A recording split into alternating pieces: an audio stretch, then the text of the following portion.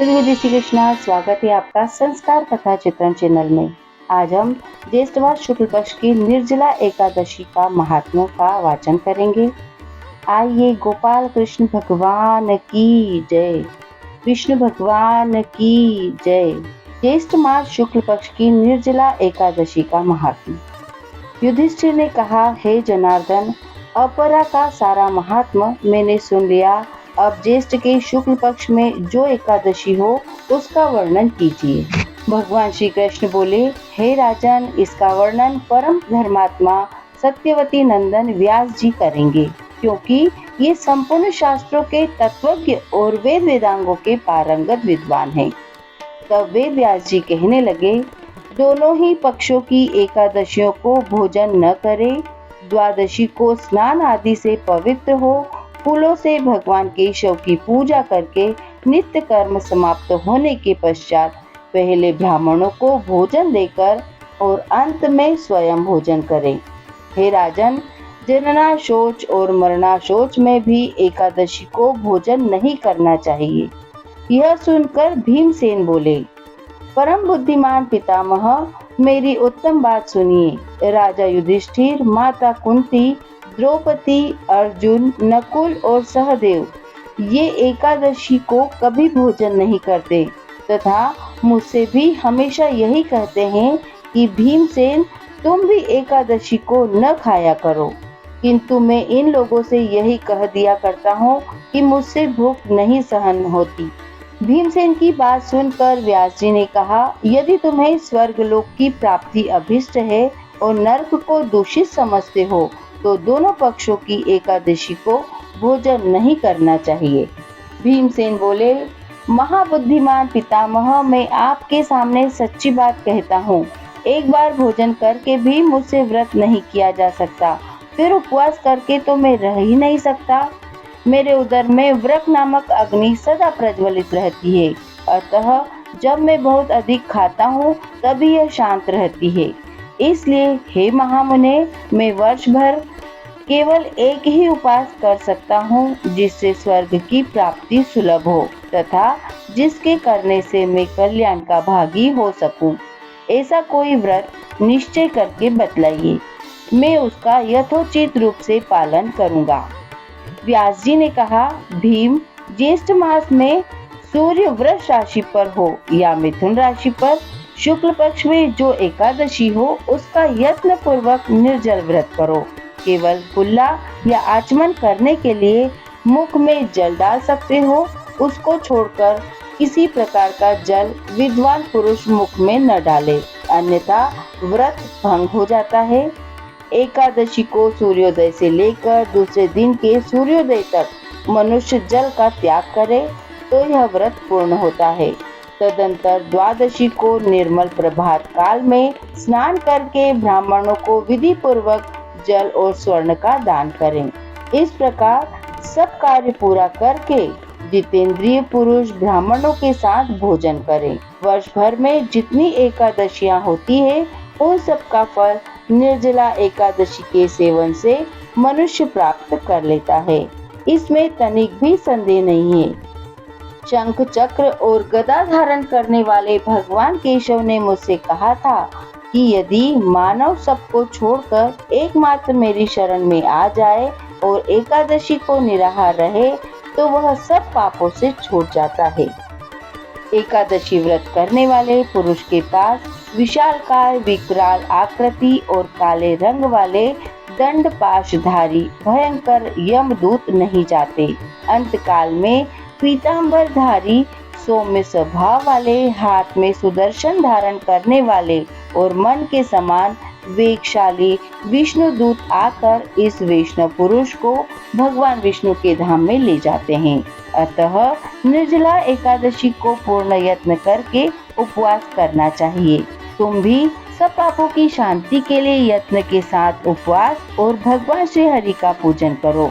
स्त्री हो या पुरुष, यदि उसने मेरु पर्वत के बराबर भी महान पाप किया हो तब भी वह सब एकादशी के प्रभाव से भस्म हो जाता है। जो मनुष्य उस दिन जल के नियम का पालन करता है वह पुण्य का भागी होता है। उसे एक एक पहर में कोटि कोटि स्वर्ण मुद्रा दान करने का फल प्राप्त होता है। मनुष्य निर्जला एकादशी के दिन स्नान, दान, जप, होम आदि जो कुछ भी करता है वह सब अक्षय होता है।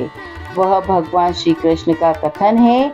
निर्जला एकादशी को विधि पूर्वक उत्तम रीति से उपवास करके मानव वैष्णव पद को प्राप्त कर लेता है।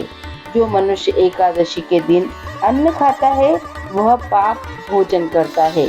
इस लोक में वह चांडाल के समान है और मरने पर दुर्गति को प्राप्त होता है।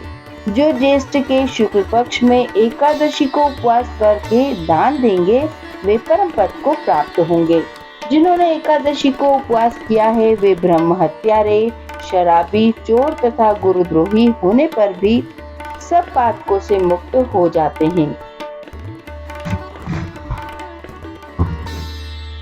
हे कुंती नंदन, निर्जला एकादशी के दिन श्रद्धालु स्त्री पुरुषों के लिए जो विशेष दान और कर्तव्य विहित है उसे सुनो। उस दिन जल में शयन करने वाले भगवान विष्णु का पूजन और जलमयी धेनु का दान करना चाहिए अथवा प्रत्यक्ष धेनु या घृतमयी धेनु का दान करना चाहिए। पर्याप्त दक्षिणा और भांति भांति के मिष्ठानों द्वारा यत्न पूर्वक ब्राह्मणों को संतुष्ट करना चाहिए। ऐसा करने से ब्राह्मण अवश्य संतुष्ट होते हैं और उनके संतुष्ट होने पर भगवान श्री हरि मोक्ष प्रदान करते हैं। जिन्होंने शम, दम और दान में प्रवृत्त हो श्री हरि की पूजा और रात्रि में जागरण करते हुए इस निर्जला एकादशी का व्रत किया है, उन्होंने अपने साथ ही बीती हुई 100 पीढ़ियों को और आने वाली 100 पीढ़ियों को भगवान वासुदेव के परम धाम में पहुंचा दिया है। निर्जला एकादशी के दिन अन्न, वस्त्र, गो, जल, शैया, सुंदर आसन, कमंडलू तथा छाता दान करना चाहिए। जो श्रेष्ठ एवं सुपात्र ब्राह्मण को जूता दान करता है वह सोने के विमान पर बैठकर स्वर्ग लोक में प्रतिष्ठित होता है। जो इस एकादशी की महिमा को भक्ति पूर्वक सुनता तथा जो भक्ति पूर्वक उसका वर्णन करता है वे दोनों स्वर्ग लोक में जाते हैं। चतुर्दशी युक्त अमावस्या को सूर्य ग्रहण के समय श्राद्ध करके मनुष्य जिस फल को प्राप्त करता है वही इसके श्रवण से भी प्राप्त होता है। पहले दंत धावन करके यह नियम लेना चाहिए कि मैं भगवान केशव की प्रसन्नता के लिए एकादशी को निराहार रहकर आचमन के सिवा दूसरे जल का त्याग करूंगा। द्वादशी को देव देवेश्वर भगवान विष्णु का पूजन करना चाहिए। गंध, धूप, पुष्प और सुंदर वस्त्र से विधि पूर्वक पूजन करके जल का घड़ा संकल्प करते हुए मंत्रों का जाप करना चाहिए। देव देव ऋषिकेश संसार वर्णा तारक उदकुंभ प्रदानेन नयमा परमाम गतिम। संसार सागर से तारने वाले देव देव ऋषिकेश, इस हृदय के घड़े का दान करने से आप मुझे परम गति की प्राप्ति कराइए। भीमसेन, ज्येष्ठ मास में शुक्ल पक्ष की जो शुभ एकादशी होती है उसका निर्जल व्रत करना चाहिए तथा उस दिन श्रेष्ठ ब्राह्मणों को शक्कर के साथ जल के घड़े दान करने चाहिए। ऐसा करने से मनुष्य भगवान विष्णु के समीप पहुंचकर आनंद का अनुभव करता है। तत्पश्चात द्वादशी को ब्राह्मण भोजन कराने के बाद स्वयं भोजन करना चाहिए। जो इस प्रकार पूर्ण रूप से पाप नाशिनी एकादशी का व्रत करता है वह सब पापों से मुक्त हो अनामय पद को प्राप्त होता है। यह सुनकर भीमसेन भी इस शुभ एकादशी का व्रत आरंभ कर देते हैं। तब से यह लोक में पांडव द्वादशी के नाम से विख्यात हुई।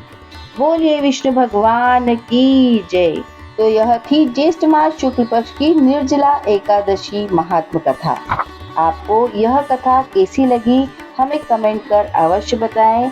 कमेंट में जय श्री हरि अवश्य लिखें। कथा पसंद आने पर वीडियो को लाइक और शेयर अवश्य करें। चैनल पर पहली बार आए हैं तो चैनल को सब्सक्राइब करना न भूलें। धन्यवाद। जय श्री कृष्णा, जय श्री हरि।